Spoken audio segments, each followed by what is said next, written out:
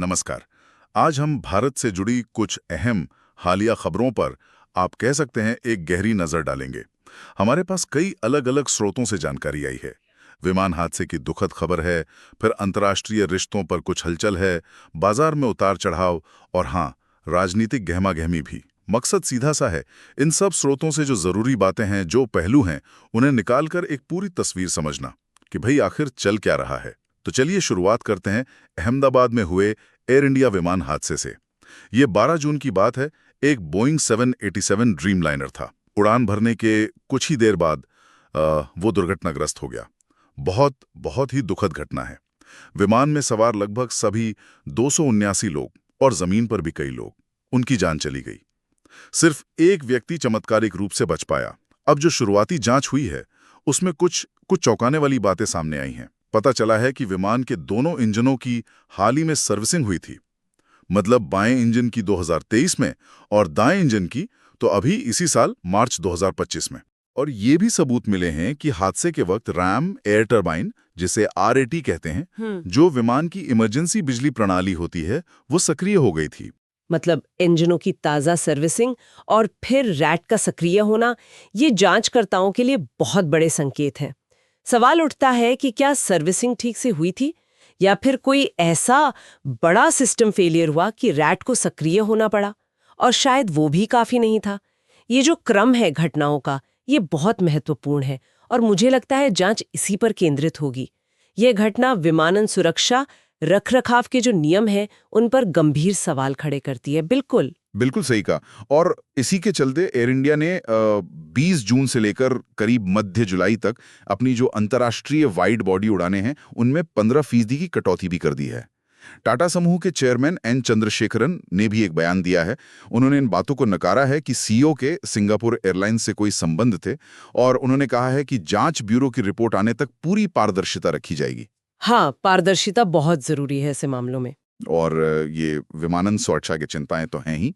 दूसरी तरफ भारत के कूटनीतिक मोर्चे पर भी काफी कुछ चल रहा है, खासकर पड़ोसियों के साथ रिश्तों को लेकर।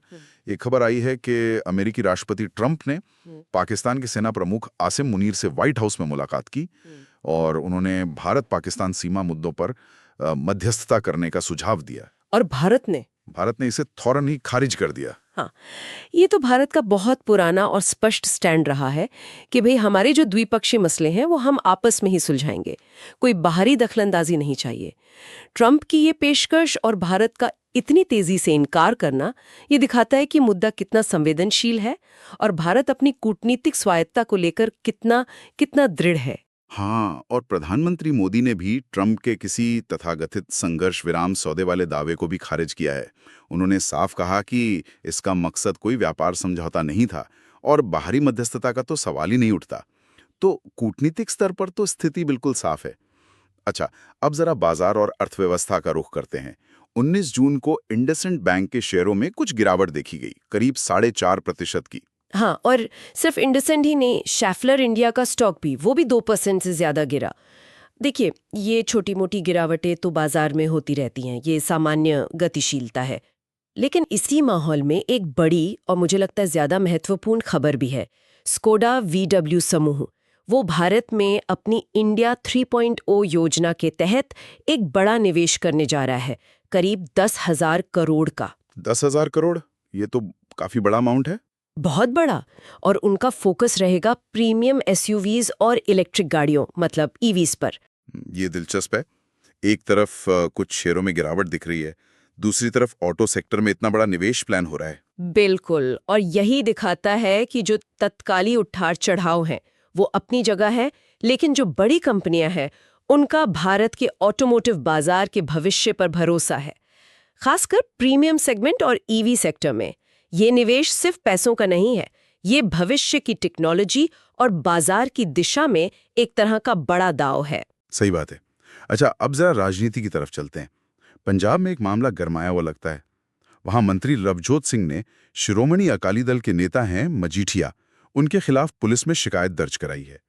आरोप यह है कि लुधियाना पश्चिम उपचुनाव से पहले मजीठिया ने कथित तौर पर अनुसूचित जाति यानी SC समुदाय के नेताओं को निशाना बनाते हुए उनकी मॉफ्ड तस्वीरें फैलाई।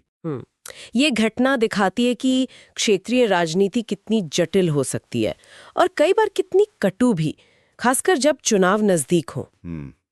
ये सोशल मीडिया का जो दुरुपयोग होता है राजनीतिक फायदे के लिए, उसका भी एक उदाहरण लगता है। बिल्कुल।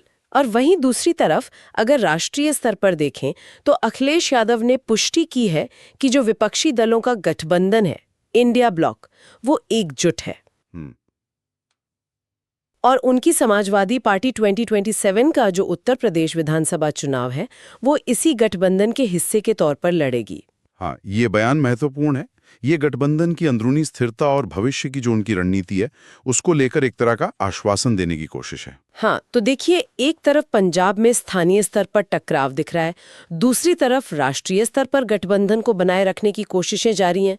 ये दोनों खबरें मिलकर भारतीय राजनीति की जो बहुस्तरीय मल्टी लेयर्ड गतिशीलता है, उसे दर्शाती हैं। अच्छा, खेल की दुनिया से भी एक अपडेट है। भारत और पाकिस्तान के बीच क्रिकेट का रोमांच जारी रहने वाला है। 2025 में जो महिला क्रिकेट विश्व कप होना है और फिर T20 विश्व कप, दोनों में भारत का सामना पाकिस्तान से होगा। हाँ, क्रिकेट में भारत पाक मुकाबला तो हमेशा ही फैंस के लिए सबसे बड़ा आकर्षण होता है। वैसे इसके साथ ही आजकल कुछ और विषय भी काफी चर्चा में आ रहे हैं, जैसे FATF ग्रे लिस्ट। हाँ, फाइनेंशियल एक्शन टास्क फोर्स वाली लिस्ट। बिल्कुल, जहां मनी लॉन्ड्रिंग और टेरर फाइनेंसिंग रोकने में जो देश ढिलाई बरतते हैं, उन पर नजर रखी जाती है। और दूसरा विषय है अर्बन हीट आइलैंड, मतलब शहरों में जो गर्मी बढ़ रही है, उसका असर। सही।